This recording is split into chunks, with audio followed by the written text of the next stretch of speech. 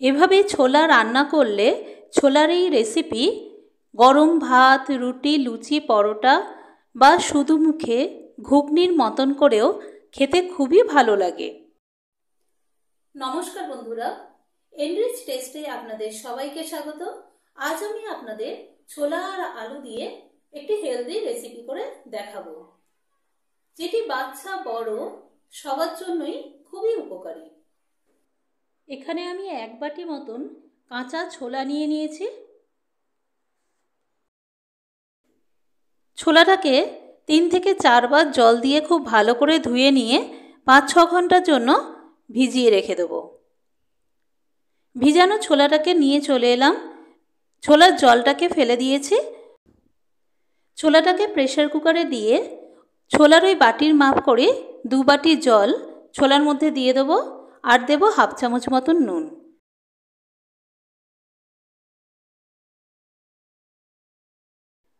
Pressure কুকারে ঢাকনাটা বন্ধ করে 2 থেকে 3টে সিটি দিয়ে ছোলাটাকে ভালো করে সিদ্ধ করে নেব। ছোলার তরকারিতে দেওয়ার জন্য এখানে 2টো মাঝারি সাইজের আলুকে টুকরো করে কেটে নিয়েছি। ওভেনে কড়াই বসিয়ে তাতে কিছুটা সর্ষের তেল দিয়ে দেবো। আপনারা চাইলে এটা সাদা তেলেও রান্না করতে পারেন। তেলটা গরম হয়ে গেলে তাতে আগে থেকে কেটে রাখা আলুগুলো নুন আর হলুদ দিয়ে ভেজে নেব।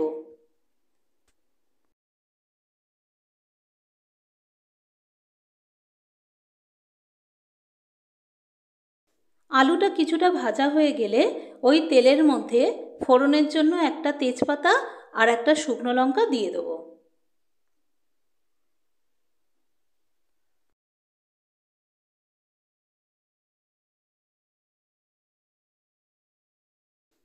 ফোড়নটা একটু ভাজা হলে ওর মধ্যে দিয়ে দেবো মাঝারি সাইজের 2টো পেঁয়াজ, আমি আগে থেকে কেটে রেখেছি। এবার ওর মধ্যে দিয়ে আলুর সাথে হালকা করে ভেজে নেব।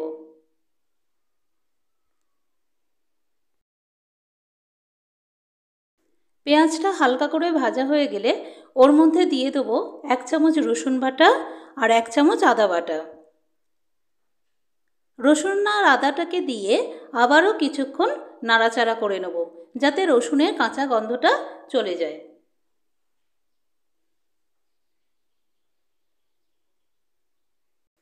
এবার ওর মধ্যে দিয়ে দেবো মাঝারি সাইজের একটা টমেটো কুচি। একটু নাড়াচাড়া করে নিয়ে ওর মধ্যে দেব 1 চামচ কাঁচা লঙ্কা। লঙ্কাটা আপনারা যেমন খাবেন সেরকম দেবেন। ছোলাটা সিদ্ধ হয়ে গেছে, জল ঝরিয়ে ছোলাটাকে নিয়ে এসেছি।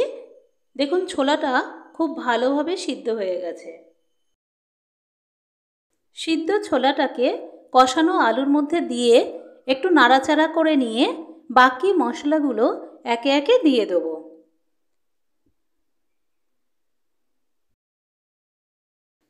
ছোলাটা খুব ভালো করে নাড়াচাড়া করে নিয়ে ওর মধ্যে দিয়ে দেবো 1 চামচ জিরে গুঁড়ো, 1 চামচ ধনে গুঁড়ো আর 1 চামচ চানা মশলা।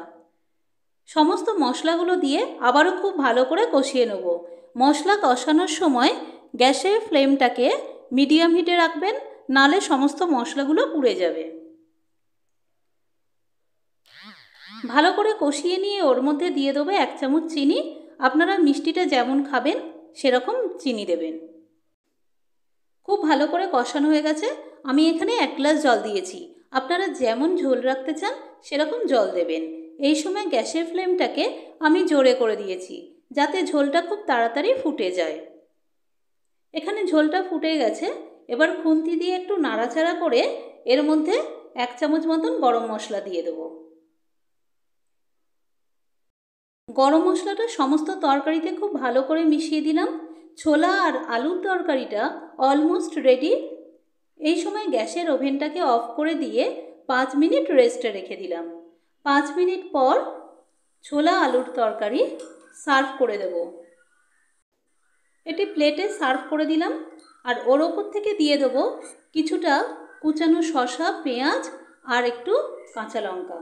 ছোলা আলুর এই রেসিপিটা হেলদি এবং টেস্টি একটা রেসিপি।